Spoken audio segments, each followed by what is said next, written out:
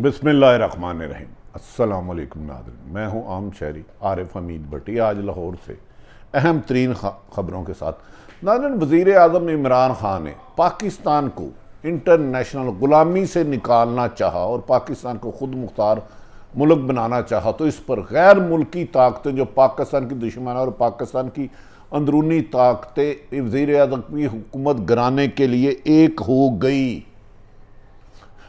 अब इस वक्त गैर मुल्की ताकतें समझ रही हैं कि अगर वज़ीर आज़म इमरान खान मुल्क के मुस्तकबिल में वज़ीर आज़म रहते हैं तो वो इंटरनेशनल ताकतों के लिए, जो पाकिस्तान को जिन्होंने ग़ुलाम बना के रखा था, उनके लिए ख़तरनाक है। जिस पर वज़ीर आज़म ने जो ख़त लहराया उसके बारे में अहम इंकशाफात हुए हैं। उन्होंने किस मुल्क ने धमकी दी, मनी ट्रेल कौन कौन पाकिस्तान में उनसे अरबों रुपये लेता था।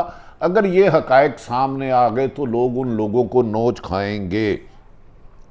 नाज़रीन, वज़ीर आज़म इमरान खान इन हालात में कहा जा रहा है कि उनकी ज़िंदगी को भी बहुत ज़्यादा ख़तरा है, क्योंकि सुपर पावरें जो दुनिया में हमेशा पाकिस्तान को ऐसे बन जाती, ना सिर्फ उनकी आंखों में आंखें डाल के बात की, बल्कि उनको पाकिस्तान की खुद मुख्तारी का सौदा करने पर शटअप कॉल दी और एब्सोल्युटली नॉट कहा।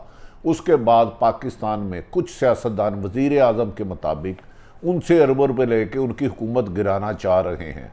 क्या ये जमहूरियत के तसलसल का ख़ात्मा नहीं बल्कि मुल्क को आज़ाद करने की क्या वज़ीर आज़म इमरान खान को सज़ा दी जा रही है? हद के बारे में अहम तरीन इंकशाफत हुए हैं, जिसको हम बाद में उसकी तफसीलात बताएंगे। दूसरी तरफ गैर मुल्की ताकतों ने ना सिर्फ हुकूमत अपोजिशन जमातों के साथ मिलकर वज़ीर आज़म के मुताबिक पहले कौमी असम्बली में अदम एतमाद पेश कराया, जब वज़ीर आज़म सोच रहे थे कि माशावरत शुरू कर दी थी कि पंजाब की असम्बली तोड़ दी जाए। इस दौरान कहा जाता गैर मुल्की फंडिंग पर हुकूमत इल्ज़ाम लगा रही है कि पंजाब में मुस्लिम लीग नून और पीपल्स पार्टी ने मिल के पंजाब असम्बली में उस्मान बुज़दार के खिलाफ करप्शन और संगीन इल्ज़ाम लगाकर उनके खिलाफ अदम एतमाद पेश कर दिया। और कहा जा रहा है जगीर ग्रुप के नाराज़ होने की वजह से वज़ीर आला पंजाब वज़ीर आज़म इमरान की नुकसान की इब्तदा साबित होंगे। दूसरी तरफ मुख्तलिफ इतलाएँ आ रही हैं। एक तरफ कहा जा रहा है कि मुस्लिम लीग नून ने स्पीकर कौमी असम्बली परवेज़ लाई को वज़ारत आला की पेशकश कर दिया। दूसरी तरफ ये भी इतलात आ रही हैं हुकूमत ने भी परवेज़ लाई को वज़ारत आला की पेश कर दिया। काश ये काम वज़ीर आज़म पाकिस्तान चंद हफ्ते पहले कर लेते तो आज मौजूदा सूरत हाल ना होती। सियासी दानश्वर PTI के कह रहे हैं कि वज़ीर आज़म को इस नुकसान में वज़ीर आला पंजाब की करप्शन और दीगर चीज़ों का मामला है। आज इस सिलसिले में आर्टिकल 6 के तहत सुप्रीम कोर्ट में भी अहम रिमार्क्स दिए गए और कहा गया कि इसकी ताहयात नहली नहीं हो सकती अगर मुनर्रफ अरकान वोट देते हैं। दूसरी तरफ अहम तरीन इजलास 4 बजे होगा, जिसमें हुकूमत की इमरान खान के मुस्तकबिल और बैरूनी ताकतें और पाकिस्तान के अंदरूनी गद्दारों के दरमियान होने वाली साजिश के पेश रो और कई इंकशाफात होंगे। नाज़रीन, दूसरी तरफ नून लीग ने इस्लामाबाद में महंगाई के नाम पर जलसा किया, लेकिन वो खातिर ख्वाह लोग ना आला कर सके, जिस पर अपोजिशन जमातों ने आज इमरान खान को अड़े हाथों लिया, क्योंकि इतलात के मुताबिक कल वो एक बहुत बड़ा और कामयाब जलसा करने में कामयाब हो गए। नाज़रीन, नहायत अहम जिम्मेदारी के मुताबिक वज़ीर आज़म इमरान खान जब आए तो माजी में अमेरिका समेत दीगर सुपर ताकतें पाकिस्तान को इशारों से अपने मनपसंद फैसले कराती थी और पाकिस्तान कभी भी अपनी खारजा पॉलिसी आज़ादाना ना बना सके। वज़ीर आज़म ने आते ही अमेरिका को ग़ुलामी की ज़िंदगी से निकलने की नवीद सुनाई कि हम आपकी ग़ुलामी में ज़्यादा देर जी नहीं सकते। इस पर कहा जा रहा है वज़ीर आज़म इमरान खान के मुताबिक और हुकूमती वज़रा के मुताबिक उनको पाकिस्तान को आज़ाद पारसी देना, दुनिया के ग़ुलामी से निकालने की सज़ा देने के लिए एक वज़ीर आज़म ने जो ख़त लिखाया है वो एक गैर मुल्की ख़त है, जिसमें तकरीबन अरबों रुपए की मनी ट्रांजेक्शन भी शामिल है, मनी ट्रेल भी शामिल है। और वज़ीर आज़म की जान को भी ख़तरा है कि अगर वो समझते हैं सुपर पावरें कि इमरान खान अगर पाकिस्तान में रहते हैं तो पाकिस्तान ग़ुलामी से भी निकल जाएगा और इंडिपेंडेंट स्टेट बन जाएगा और माजी में इसको नचाने वाले अपनी मनपसंद नहीं कर सकेंगे। इसलिए उन्होंने पाकिस्तान के सियासतदानों को कुछ को मिलाकर वज़ीर आज़म इमरान खान की हुकूमत को ख़त्म करने की प्लानिंग की तकरीबन 3 माह कबल। वज़ीर आज़म के मुताबिक 2 माह कबल उन्हें पता चल गया था उन्हें पाकिस्तान को आज़ाद करने की सज़ा दी जा रही है। इसी पर उन्होंने कल कहा कि जिन्होंने जुल्फ़कार अली भट्टो को फांसी लगवाई, गैर मुल्की ताकतें और पाकिस्तान के दानिस्ता और उसके गैर दानिस्ता, वो सब इस साजिश में शामिल है।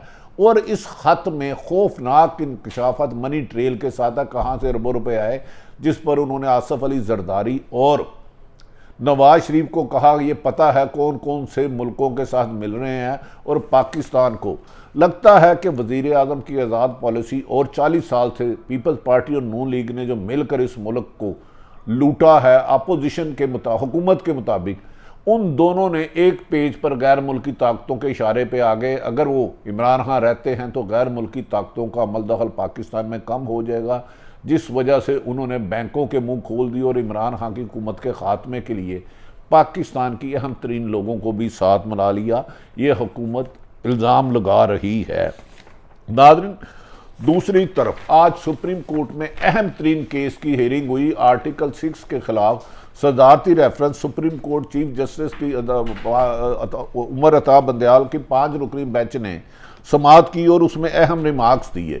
इस मौके पर आइन के आर्टिकल तस्रीह के लिए सुप्रीम कोर्ट में सदारती रेफरेंस की समाअत के दौरान जजों ने रिमार्क्स दिए कि वज़ीर आज़म हमारे बयानात का हवाला दिया है, सियासी रहनुमाओं को जजों की सियासत में घसीटने से गुरेज करना चाहिए। Chief justice of Pakistan Umar Ata Bandial 5 रुकनी bench की सदारत कर रहे थे।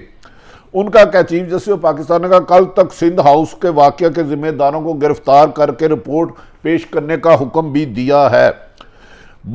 नाज़रीन, इस मौके पर chief justice of Pakistan Umar Ata Bandial ने कहा है कि किताबें खोलने से पहले अराकीन के किरदार का शिक्कों को देखना है, जबकि जस्टिस एजाज का वाज़िया तौर पर कहना था कि आर्टिकल 63A को ताहयात नहली की शिक से कैसे जोड़ सकते हैं, ये एक बिल्कुल अलग मामला है। 62A और 63A में फ़र्क है। अराकीन एतमाद तोड़कर क्या ख़यानत कर रहे हैं, ये उन्होंने क्वेश्चन मार्क पर सवाल किया।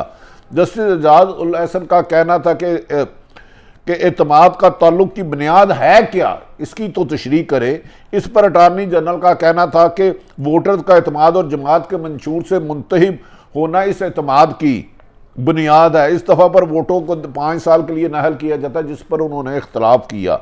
नाज़रीन, चीफ जस्टिस ने वाज़ शगाफ लफ्ज़ों में कहा कि सवाल ये है कि कितने अरसे के लिए नाअहली चाहिए।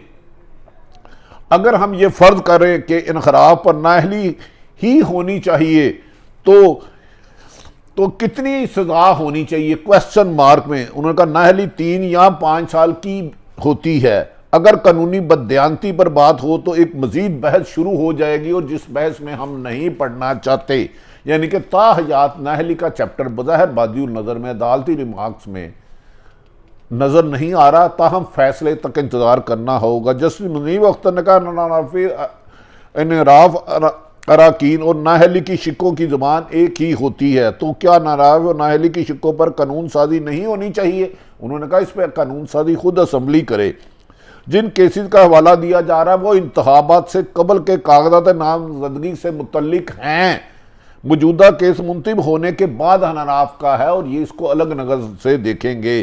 जस्टिस जमाल मंदोखेल ने कहा कि अनाराफ से मुतल्लिक इलेक्शन कवानीन मौजूद हैं, तो फिर हमारे पास आने की क्या ज़रूरत है। इलेक्शन कमीशन इसमें बाख्तियार है, सब कवानीन मौजूद है, तो सुप्रीम कोर्ट क्यों आते हैं आप लोग, फिर अदालतों पर इल्ज़ाम लगाते हैं। अगर कोई इनहराफ करता है तो आप हमसे मजीद क्या चाहते हैं, इसका इलेक्शन कमीशन के पास अख्तियार मौजूद है। जस्टिस मदर आलम ने कहा कि अदालत के सवालों का क्या तासुर दिया जा रहा है। वज़ीर आज़म ने हमारे सवालात का हवाला दिया है, आपको जज अपने साथ मिला रहे हैं। अटार्नी जनरल ने कहा जज के सवालात में ऐसा तासुर दिया गया है। अखबार ने सुर्खी लगाई है कि सुप्रीम कोर्ट ने कहा कि रेफरेंस वापस भेजेंगे। चीफ जस्टिस के रिमार्क्स में सियासी जमातों को सियासी बयानात देने से मना कर सकते हैं। सियासी रहनुमा जज को सियासत में गुजरने से गुरेज करें। सियासी बयानात से अदालत पर असरअंदाज होने की कोशिश ना करें।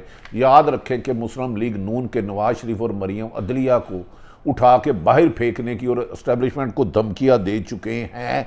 याद रखें कि इन दोनों का माजी किसी से छुपा हुआ नहीं। जस्टिस मदर आलम खेल ने पूछा कि नहली की मुद्दत मुकर्रर कर सकते हैं।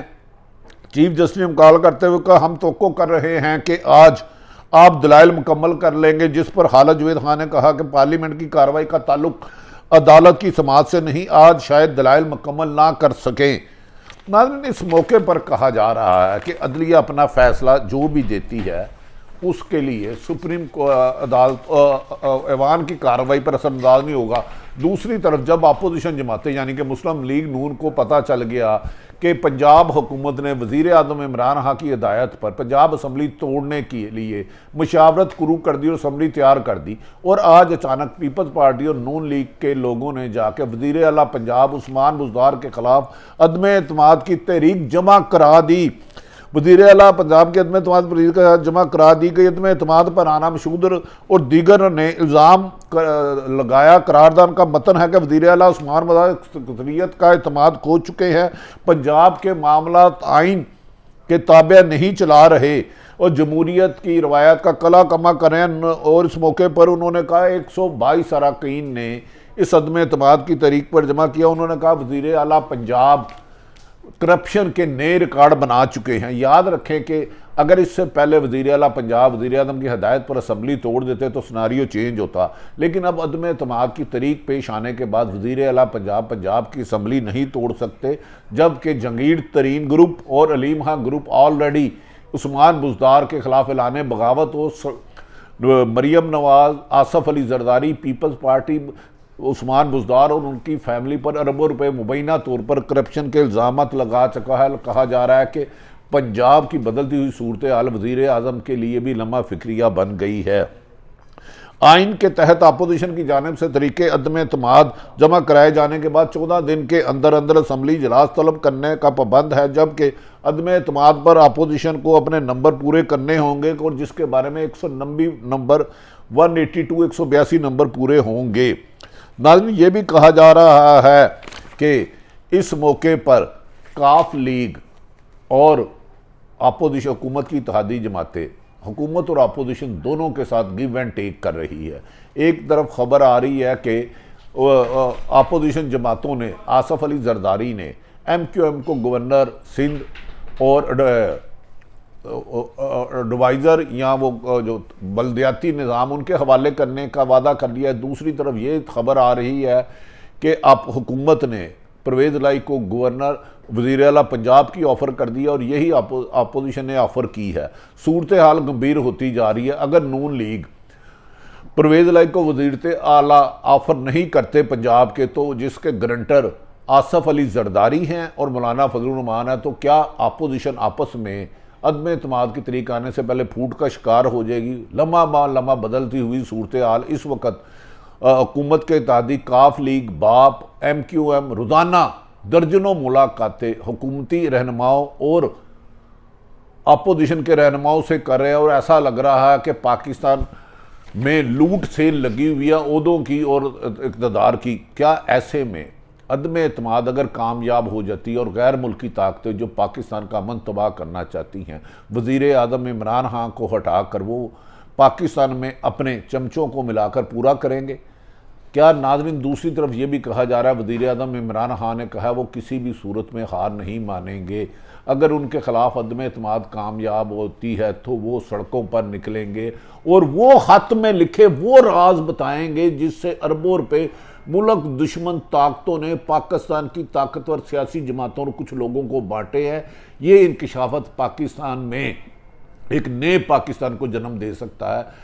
आज 4 बजे अभी कुछ देर में ही अदम एतमाद के सिलसिले में कौमी असम्बली का इजलास हो रहा है। उसकी रूलिंग पर नज़र रख के हम डेवलपमेंट में बताएंगे, जबकि सदारती रेफरेंस पर सुप्रीम कोर्ट ने कल 1 बजे तक समाअत मुलतवी कर दी है। उम्मीद की जा रही है कि 2 रोज़ में आइंदा सुप्रीम कोर्ट लाहौर मुनर्रफ अरकान के बारे में और सदारती रेफरेंस में हतमी फैसला दे देंगे। बहरहाल वज़ीर आज़म इमरान खान ने न सिर्फ मुल्क दुश्मन ताकतें बल्कि पाकिस्तान में 40 साल हुकूमत करने वालों को एक पेज पर इकट्ठा कर दिया है। इसके पीछे कौन कौन सी साजिश हो सकती है आइंदा वीलॉग में बताएंगे। और आप भी गौर करें कि पाकिस्तान के दुश्मन किस हद तक पाकिस्तान के इंटरनल मामलात में इंटरफेरेंस कर रहे हैं। अपने इर्द गिर्द का ख्याल रखें। पाकिस्तान जिंदाबाद।